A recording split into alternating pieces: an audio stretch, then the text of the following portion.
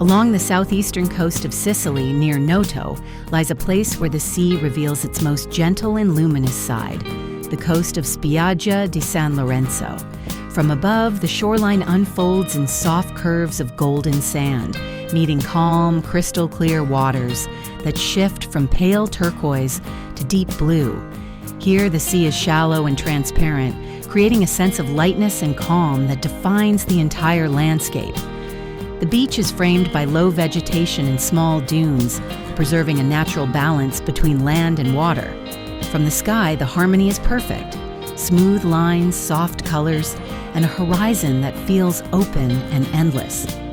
San Lorenzo is a place of quiet elegance, where nature is simple yet refined, and every detail is shaped by light. San Lorenzo, where the Mediterranean feels like a dream.